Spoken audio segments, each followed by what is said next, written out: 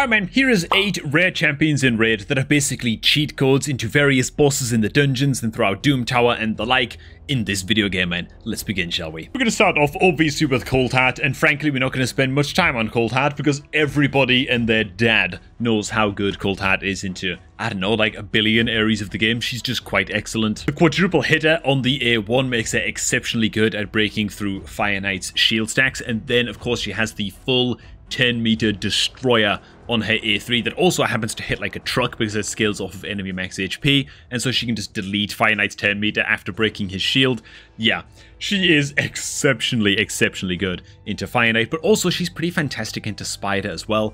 Other areas of the game too, man. She is not completely limited to Fire Knight, but that's where I'd consider her to be the biggest cheat code. Moving on, man. Everybody knows Cold Heart. Next up, we've got good old Master Butcher, actual cheat code. Time for a rare champion. The work this guy can do against one boss in particular, that being Bommel, is unbelievable. Against Dreadhorn Bommel, this guy is insane purely because of his passive, which when bucked down becomes a 1-turn cooldown, reads, when attacked, heals all allies equal to the amount of damage taken. So why is this so good against Bommel? Well, of course, Bommel is spawning bombs in the middle of the boss fight, and when those bombs explode, they deal 40% of your champion's health as damage to each individual champion, right? They take 40% health damage. That means that as long as your Master Butcher has the most health on your team, he will always take more damage than your other teammates, and so he will always heal all allies equal to the amount of damage taken. He will always out-heal the damage they are taking against Bommel. Again, as long as he has the most health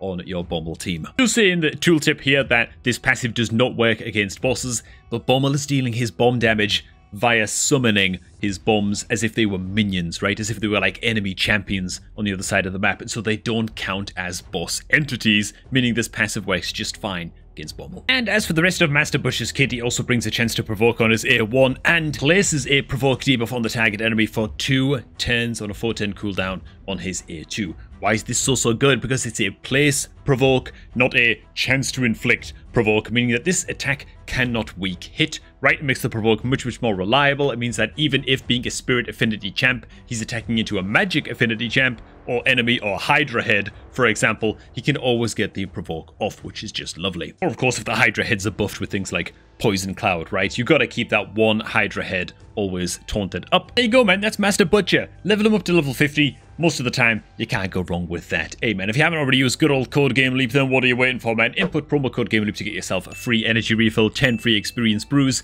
and a free 100,000 silver. If you already used Code Game Leap, share it around with your buddies, man, and help your friends out. It also helps to support the channel too, so I do deeply appreciate anybody who does decide to go ahead and do that, man. Thanks, boys. Okay, rare cheat code number 3, we have good old Metal Shaper. This guy is a god into normal mode, in particular Scarab King in Doom Tower. He is great for getting you started against that boss for one reason and one reason only. Anytime you attack into the Scarab King boss without a shield active on your team, the boss is going to counterattack into you, provoke up all of your team. It's just going to be an absolute hot mess, and things are going to descend into a death spiral very quickly indeed, especially if you're just getting started in Doom Tower. Metal Shaper is a great option to bring.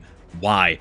Because the son of a gun has a 2-turn duration shield on a 2-turn cooldown, meaning 100% undisputed uptime on a shield across your entire team. The shield doesn't even have to be big, it just has to be present. So all you want to do with your Metal Shaper is buck him up until you have his A2 maxed out, so it goes down to a 2-turn cooldown, then put him in just all speed gear, okay? And his only job, you can leave him at level 40, you might want to take him up to level 50 just so you can, you know, keep him alive a little bit easier until you get through the waves and get to the boss. But once you get to the boss, he just has to be the fastest champion on your team. That's it. He needs to be way faster than everybody else. Try and avoid relentless gear, relentless artifact sets on your champion teams that are trying to take on the Scarab King if you're using this strategy. Otherwise, they're going to get an extra turn proc every now and again, which will actually make the shield dissipate on that champion too quickly, right? Too soon. And so you don't want to do that. That can mess up the run and cause the boss to counterattack in, where they attack without a shield. And again, you can death spiral, so just beware of that. But besides that small pitfall, Metal Shaper is a fantastic cheat code to take into Scarab King, and he's currently what I'm using to get through normal mode Doom Tower myself. Next up, and a little bit of a softer cheat code this time, maybe a little bit of a stretch to call Apothecary a Fire Knight cheat code, but he is really quite excellent into Fire Knight. mostly because of his A1, right? Rare champ with a triple hitter like this is kind of crazy as hell on his A1. Helps to just plink down the Fire Knight shield charges and shield stacks. Yeah, hyper fast. And he's also helped out by the fact that he brings strong version of increased speed and 10 meter fill on his A3 on a 310 cooldown. Just kind of nutty, right? Of course, against Fire Knight, speed is of the essence anyway. You want to be piling in as many attacks as you can to bring that shield down and then stay ahead of the Fire Knight in terms of 10 meter and speed, so that you can continuously use 10 meter destroyers like Armiger or whatever to keep his 10 meter down. Apothecary can be the backbone of a Fire Knight destroying team, especially if you're just getting started. Next up on the cheat code list is the only non-void rare Skinwalker that I haven't actually pulled from a shard yet, which is disturbingly annoying, but it is going to be good old Nalhorn, man. This guy, the king of rare champion provokers, and a cheat code to get you started against Magma Dragon in specific in Doom Tower, but honestly, he's great into Phantom Shogun as well. Amazing into all wave content, secret rooms in Doom Tower. This guy is going to do a crap load of work for you as well. It's all because of the A2, right? Place a provoke. Notice the wording again, man.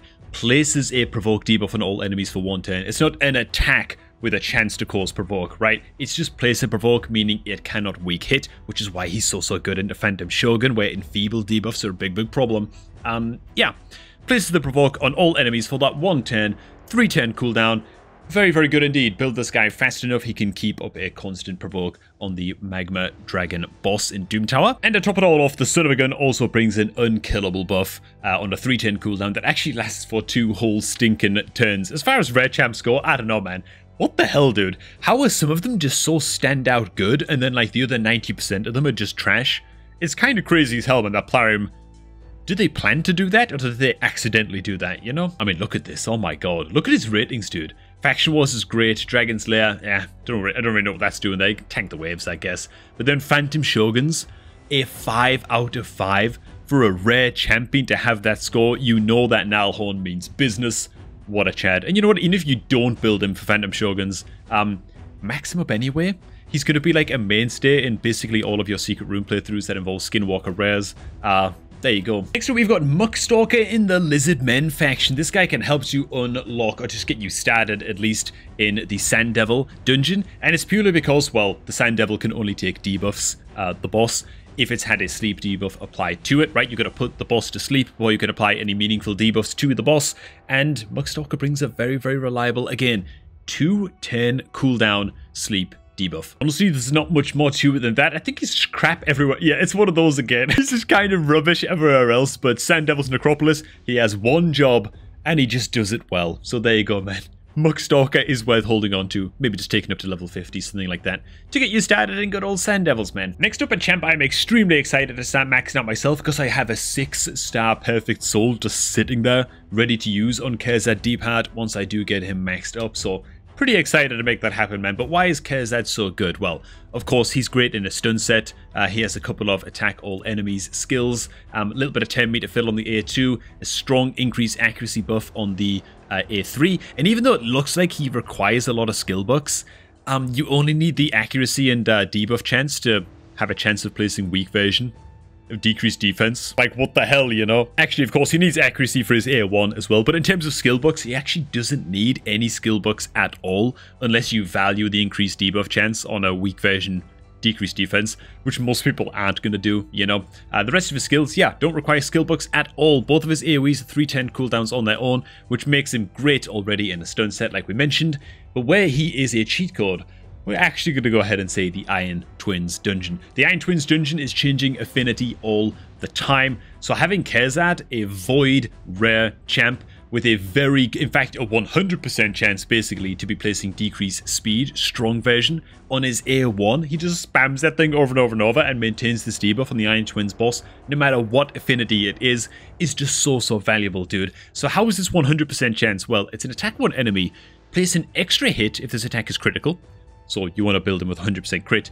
The extra hit places a 30% decreased speed debuff for a couple of turns, right? So getting that extra hit is absolutely key. Of course, you're still going to have some accuracy on the guy to land the debuff. I misspoke a little bit earlier. But yeah, there's another exceptional rare champ that's going to help you out in lots and lots of secret rooms. Faction Wars in that stun set, it's going to be great, but also is just such a solid, reliable, strong decrease speed Giga Chad to take into, what's it called again? Iron Twins. And finally, just to get myself even more hyped up, this is another champ I have sitting there with a 6-star Perfect Soul, ready to rock and roll, dude. It's good old Reliquary Tender. Isn't she just an absolute classic? Okay, she brings a single target revive, that's great. She brings a remove all debuffs from all allies, then place a continuous heal buff for a couple of turns, but remove all debuffs from all allies on a 3-10 cooldown for a rare champion is just mental. It's kind of unheard of. The fact she brings a revive as well is just a bonus at that point.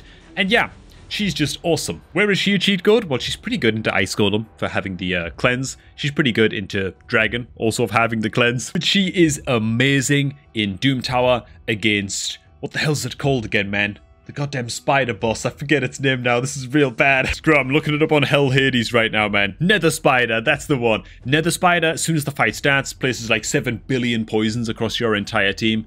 Well, she just cleanses all of them, dude. And you know what? She'll have the cleanse ready for when the poisons come out again. You know, so every time the spider summons a new wave of spiderlings and triggers all those poisons to go off again against Nether Spider and Doom Tower, Reliquary Tender is equal to the task as a rare champion, which is just incredible. She does a really, really good job, and yeah, you won't regret maxing her out anyway, because even when you replace her in Doom Tower with just a better, more efficient option, you're still going to get great use out of a reviver in things like Faction Wars and Secret Rooms anyway, so you might as well. She's awesome. Now, an honorable mention that I wasn't going to include in this video, and to be honest, I'm not really including Panthera in the video. She's designed to be a solid Fire Knight stat champion. The problem is that she's a Void rare, and so by the time you're pulling Void Shards on your account, you've probably found a better option to help you take care of Fire Knight at that stage. And you know, she's not really going to be the champ that is like Cold Heart, that's going to push you all the way up to like a Fire Knight stage 20 for the first time on your account or something, you know. She's not going to unlock the dungeon quite like that. She does have a triple hitter on the A1. Each critical hit has a booked 75% chance of decreasing the target's turn meter by only 3%. So you got to build her with 100% crit, and then she's got to have the accuracy to land the turn meter decrease. She's really quite gear hungry for a starter champ as well, which kind of works against her a little bit.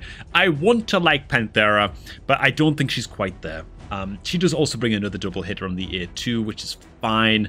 And then on the A3, she brings a reflect damage buff, but it's only on herself. So reflect damage is another way that you can knock down some of the Fire Knight shields, right? When he refreshes his shield, he attacks in at the same time into your whole team. And so reflect damage instances of damage will actually knock down a charge of his shield immediately. So that can be quite useful, but it's only on herself. So she's just not quite there, man. I feel like maybe if the 10 meter decrease was like a 10 or a 15% 10 meter decrease, and this reflect was maybe a reflect buff on Panthera and one random ally or something like that, maybe then she could actually be pretty solid. But even then, she's held back by the fact she's a Void champion, like we already said. So she could be an honorable mention. A lot of rare champions are kind of like Panthera, which is why I think she's worth mentioning, where she's almost there. She's super, super close to being just a top quality rare champ, but it's just held back in a few key areas and just doesn't quite make the grade.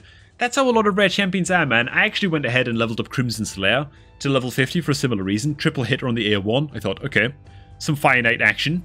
And then I check out the A2. Attacks one enemy, has a 100% chance bucked of decreasing the target's turn meter by 50%, so their current 10 meter fill by 50%. And then she actually, it's a bit of a 10 meter steal, actually, because it also fills her 10 meter equal to the amount the target loses. It's on a 410 cooldown though, and that kind of became the problem. Crimson Slayer kind of hit her cap quite quickly in terms of gear and stuff, and she just wasn't quite able to keep up and do enough work against Fire Knight for me to you know, warrant building her any further. And then she was replaced by Cold Heart, man. So hey, that said, if there are any rare champs that you feel like I'm sleeping on that are secretly cheat codes to dungeon bosses and stuff like that, and you feel like I missed them, plop them down in the comments down below, man, and help some folks out. It's what we're all about here on this channel, man. Hey, thanks for watching. Hope you guys did enjoy this one. And as always, if you're looking to start off a new Raid Shadow Legends account, then make sure you do so by clicking on my promo link down below at the top of the video description. Sign up using that link and you will unlock Rector Drath as soon as your account hits account level 25. Do beware, however, if you use that promo link to download Raid, make sure that it is on a device that has never had Raid installed on it before, else this beginner promo link, and all other beginner promo links actually, just won't work. So yeah, just a quick heads up about that. Alright, thanks guys, do enjoy the rest of your day, and we're going to catch all of y'all just a tad bit later, man.